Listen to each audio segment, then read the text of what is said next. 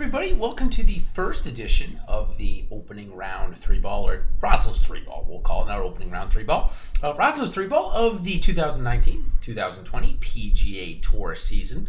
And I'm going to throw a little wrinkle into it this year, as this video is just kind of a quick, brief introduction of the field, the tournament, the course, etc. And now at the end, I'm going to put in some first-round bets.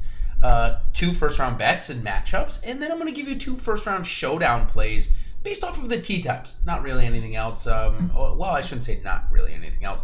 Based on tee times plus some of the factors that would go into playing them in a regular lineup. So, without further ado, let's jump in to learn a little bit about this week's the Safeway Open.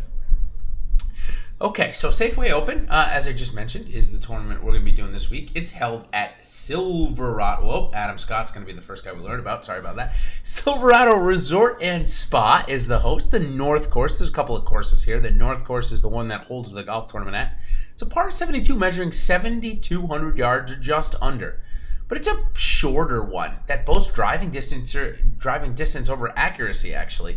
As we got a guy, Kevin Tway, who was in the top 20 in driving distance last year and probably out of the top 100 in driving accuracy. So as you can see, and then Brendan Steele also kind of boasts that as well. So clearly, distance favors accuracy a little bit, it seems. What happens is that the longer hitters here end up having a ton of wedges. So last year when Kevin Tway got hot with them, that really propelled them and helped propel them to victory. Also, on the par 5s, they become almost all reachable if you hit the ball a long way. So, where are we going to play DFS this week? $50K to first on DraftKings for the $8, $10K to first for the $9 on FanDuel. Nothing great, but honestly, not bad for a fall swing. So the first player we're going to learn about is Adam Scott, who's kind of flying under the radar this week. That's why I put him in this little thing here. I don't have a picture of Adam Scott. I couldn't find it, so sorry about that. Comes in at 11.7 on FanDuel, 10,700 on DraftKings. Strokes gained ranks last year were super impressive. 4th on the approaches, 31st on putting. That was more in the beginning of the season. He struggled a little bit putting towards the latter half. Coming in good form, though. BMW came in 5th. And the Northern Trust came in 9th before that. So Adam Scott flying under the radar. A little expensive, but coming in some very, very good form. One of the guys that I just mentioned off the top, Emiliano Grillo, we're going to focus on him a little bit. He's coming off a week last week where he came in 39th at the Sanderson Farms. Previous was 31st at the BMW, but he hasn't gained strokes putting in like 7 or 8 events. And as you can see there, the strokes gain ranks, when you're 15th on the strokes gained approaches, you should be much higher than, just playing in the BMW. You should have a very good chance of getting to the Tour Championship. But when you see a putting 185th ranked in strokes gained, that's not going to do anything for you. 10-1 on FanDuel, not bad. Little, just about the average. And then on DraftKings, he's above the average at 8,800. So he's going to probably be your probably your second or third guy in the lineup this week. But for a former winner of the event, and a guy that all we need to do is have him catch fire with his putter, he'll be back in the top 10. Speaking of bad putters, the last guy we're going to learn about is Charlie Hoffman. Hoffman finally broke the streak of 5 straight tournaments where he lost strokes putting, with a really good week last week, gaining 4 strokes. He's a great ball striker. So at 7,100, coming off a really nice event of putting, this might be a time to jump in. His approaches in putting is backwards. I apologize. That's my one little misprint faux pas here that for some reason didn't make my final copy. 23rd Sanderson Farms, as I just mentioned, and miscut at the Northern Trust to end his year last year. So let's move on to the bets in round 1 showdown focus. Again, golf splits are just the best. We know that, right? So why not just start them right away? So I'm going to give you guys a couple of bets.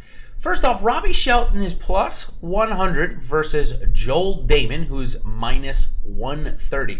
And now Joel Damon had a great year last year. Not saying that he's a worse golfer than Robbie Shelton, but Robbie Shelton's in really good form right now, and we haven't yet seen Joel Damon's form. So I like Shelton in a first round against Joel Damon to dust off that rust. Find it to be a pretty good line as well, getting plus 100. Second one, David Hearn plus 100 against Harry Higgs. David Hearn's been, he's just basically a career PGA Tour. He's been around. He's in that 125 to 150 category, I believe, this year. Previous PGA Tour winner. Now Harry Higgs, excuse me, a new grad from the Corn Ferry Tour. Don't get me wrong, I like this guy, but I just feel like in a one-off event, Hearn has played here quite a bit. This will be Higgs' first time out here on the Silverado course. David Hearn plus 100 seems like a pretty good line there. Robbie Shelton over Joel Damon plus 100. I do like that line a little bit better, but David Hearn plus 100, I will match that up as well. Well, those are my 2 bets for own. We'll keep track of these bets that I do. I'm most of the time going to be looking for guys that I'm going to get plus money on, just because I think that's where, obviously, there's more money to be made if it can be right. So we'll shift our focus to the round 1 showdown, which it's nice because if, let's say you go out, it's nice that DraftKings puts these round 1 showdown contests out, because if your research is dead on and you're sitting in first in that $8, big contest, $50K on DraftKings, and you're sitting in first after round 1, it's very unlikely that you're going to get, first place come Sunday. So a way to negate that is play your lineup in round 1 showdown. So 2 of the guys that I'm focused on, Byung-Hun An, coming off a very good week last week. He's going to get right back on the golf course, priced at $9,300. 7 a.m., the first tee time out.